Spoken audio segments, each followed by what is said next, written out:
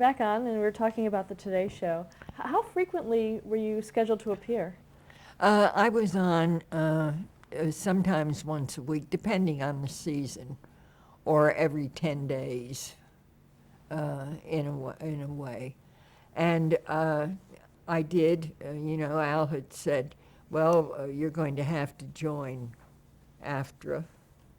And I said, that's fine with me. I belong to the newspaper guild. I'm a union man. And he that was about it. And he told me how much money I'd get, which for one appearance was a great deal more than I was getting for a week's work at the Herald Tribune. So it was certainly lucrative. But what was interesting, before I get to my individual experiences, that nobody I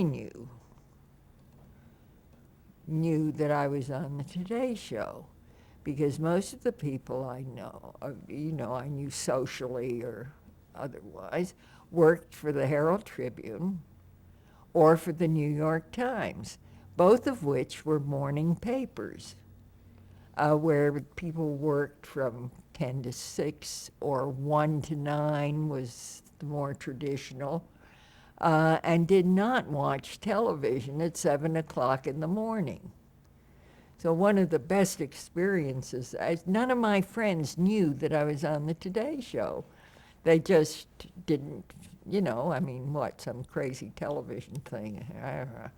But a good friend who was the Times religious reporter was up in Boston covering some church convention, and he was staying in a motel because he greeted me in the saloon one day and said, "You're on the Today Show?" And I said, "Oh, yes, I've been on for a couple of years." And he said, "Well, there I was in my hotel room in Boston." And he said, "I woke up, threw on the television, went to the bathroom, came back, and there were you on the Today Show. I leaped back into bed and pulled up the covers."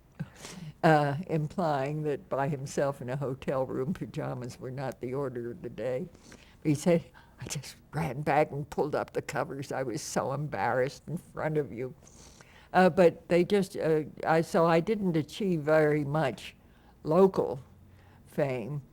And I remember when I'd not have time to wash my face and get to work at the Tribune, at the same time, Walter Terry, who was our dance critic, would run into me in the arts department, and he'd say, "Oh, I see, we're wearing our street makeup today," because I was so thrilled. Well, of course, when we started, we were black and white, but I was so sort of excited like a child by the makeup, the false eyelashes, and everything else, until one time I had preserved my morning makeup until I was out at dinner with my father, and we were talking, and suddenly I saw him staring at me, and he said, "My God, what's happening?"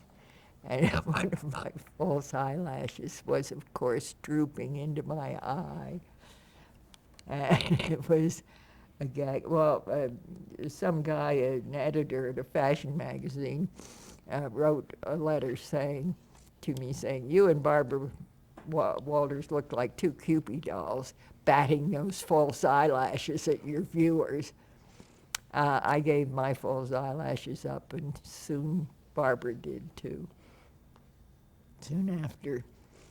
But I would like to tell you what a very nice reception the people on the Today Show gave me.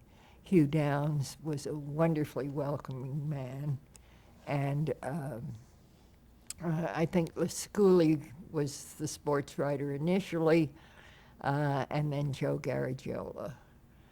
They were absolutely nice, helpful, warm people. And I remember after one man had departed. I can't think of his name, who did the news bit. I remember a very young Tom Brokaw coming in to do the news summary part, you know, the 5-minute news that they used to have. I mean, the Today Show was so very different. I must say that I began watching it only during my recent hospitalization with I was in the hospital and then in rehab, and they didn't have cable. And you know, the routine in places like that, where they wake you at 6 and don't even give you any breakfast until 8. So I began watching the Today Show and another world. But in my old-fashioned world, or prehistoric, in the 60s, it was a very nice and comfortable world. When I got there, Barbara was away, and she was covering Jackie Kennedy and the Princess Radziwill. The two sisters had gone on a trip to India, and I was getting ready for a morning show when Barbara finally appeared, and somebody introduced us. And she was a reporter on the show then. And I said, I hear you've been to India. What's your impression of Jackie Kennedy? And Barbara might or might not like this memory I had. She said, well, I'll give you an example. If Jackie is given a choice between a photo op on an elephant or visiting an orphanage, she'll pick the elephant. And for me, I absolutely fell in love with Barbara Walters at that point, because she confirmed one of my prejudice. You always fall in love with the people who say something that you certainly agree with and wish, in fact, that you had said. But also, her husband at the time was a Broadway producer, and whom I had known through my coverage of the arts and so on. So we were very compatible together. Jumping forward, was there some talk of you having a show together, you and Barbara Walters? No, not that I ever heard. Barbara did have a spin-off, which was called For Ladies Only, and or something like that, right after the Today Show, and I was her guest several times. But no, because I will tell you that I guess, it was at the end of the newspaper strike, or of another sort of, I think there had been another near fatal strike or something. And Al Morgan asked me, it was before the death of the Tribune, etc. Al, or maybe it was, excuse me. How do I pick up on that? Said she nervously. Maybe it was Al. I think it was when the Tribune was folding that Al Morgan asked me to sign up with NBC.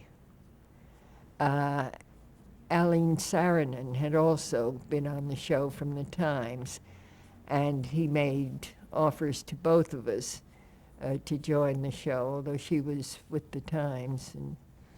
And Eileen said yes, but I said that frankly my life posterity was in the written word for me, and that I really didn't want to become an NBC employee. I wanted to stay with the Herald Tribune.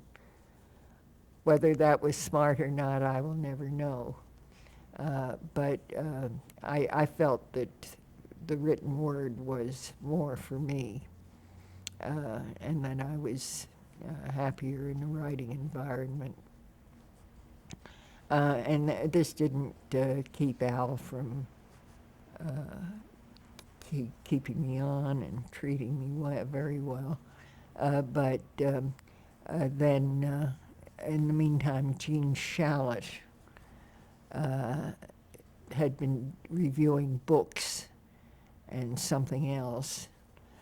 And as Reuben Frank, who was then president of NBC News, or he died recently, we had shared a Canadian childhood together. His parents and my parents had been friends, and Reuben was my brother's age and had a younger sister who was about my age, and so we had known each other then. But Reuben said that it was a matter of economics. Why shouldn't Shalit, who was already on NBC as a critic, then do the movies and theater instead of their paying me extra to do it? So by then there was a new producer, somebody, Schulberg. Bud Schulberg's brother had become the producer. I don't know if it was his kid brother or not. I knew Bud Schulberg, who recently turned 90, as primarily as an author, and saw him. I had covered, along with many other reporters from our own paper, and the waterfront hearings that had led to Bud Schulberg's On the Waterfront and the movie, et cetera, et cetera. So I knew Bud.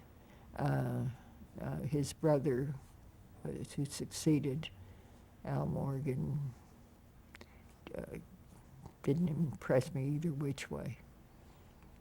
Going back to early on, talk a little about Cleopatra and what that impact on your career.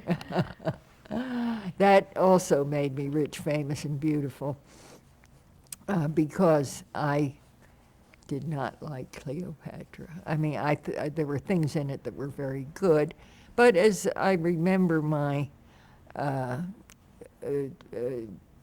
review had begun by my saying, certainly by now you know whether you're going to go to see Cleopatra or that you're not going to see Cleopatra. You have to really remember the amounts. It was almost 2 years of continuous publicity about Cleopatra and primarily Taylor and Burton and all of that stuff. Anyway, there were things I liked, things I admired. I admired just about everything except Elizabeth Taylor. Most. I was disappointed by her. I thought Rex Harrison and I thought Roddy McDowell were wonderful. And well, I needn't rehash it. I saw it recently. I've seen it several times over the years, but I saw it recently and thought how truly old-fashioned it was. I would still rather see the one with Claudette Colbert that was made in the 30s. If you're going to mythologize, do it to excess. But at any rate, there were no film clips. And Al Morgan was absolutely drooling with pleasure over my review of Cleopatra, which I say became a matter of issue. I was dealt with in Time magazine, and it made me a national figure. And for illustration, when I said, the sets and everything else really overpower Elizabeth Taylor, which might well be all to the good. But I said, for example, here, and there was a still photograph of Cleopatra's entry into Rome, and then I had a pencil, and I pointed to this tiny figure amid the thousands and thousands of extras swarming and the huge structural gates and everything else. And I just pointed with the pencil and said, and that's Cleopatra making her entrance in Rome. But it vivified for me how, I mean, what a change it was when you finally began getting film clips, even from theater. It was just an amazing thing. But Cleopatra was a hallmark. And there was a case of a movie director whom I so admired. You know, to go back to what I was saying about the people you love making a mistake. I was doubly heartbroken. I mean, this was the man who had done Letter to Three Wives, who had done All About Eve, who was, to me, the epitome of sophisticated, literate movie making. And also in his very early movies, very funny guy. I was just kind of shocked and heartbroken well, finally it became a major joke.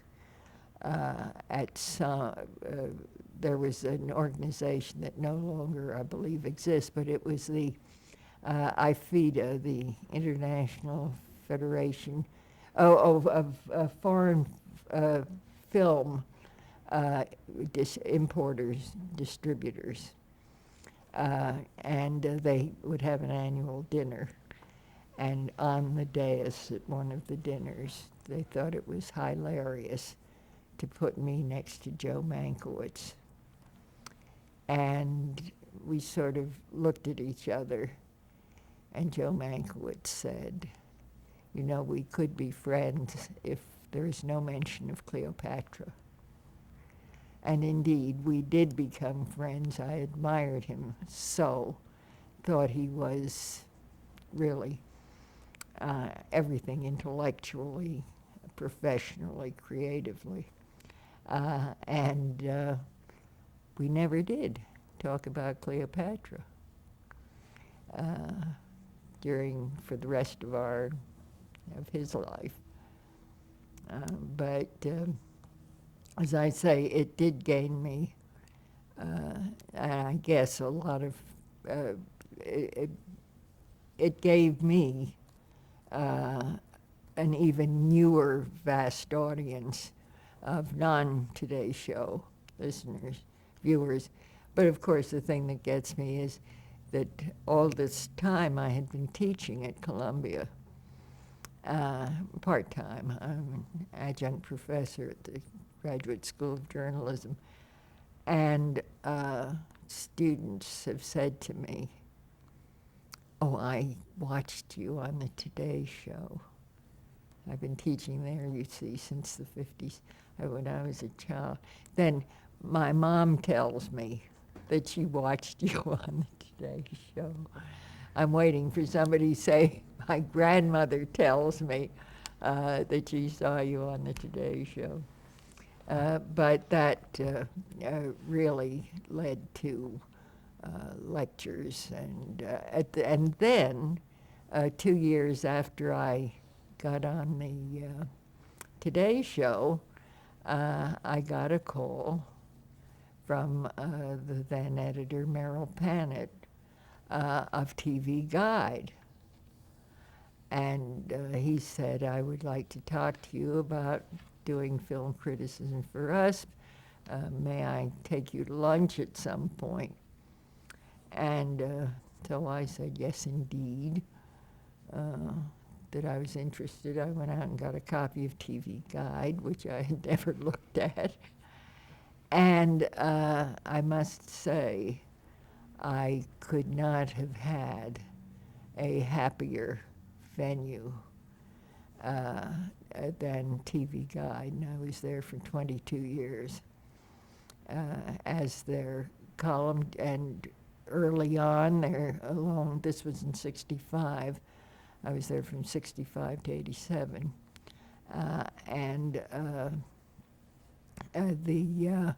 along came the TV made-for-television movie, as well as the major events of Hollywood movies coming to television.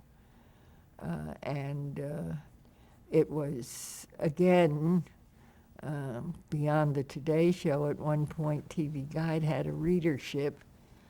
It had a circulation of 17 million in its heyday, and a readership, it claimed, of 51 million, because it was a weekly and around the house. Because it was a weekly and around the house, they figured that about 3 people at least read it, and of course read each copy during the week. Now, how did critiquing movies made for television, did that differ at all from critiquing films? Well, one thing I learned was that a 2-hour TV movie ran only. I guess I've sort of run out. Excuse me.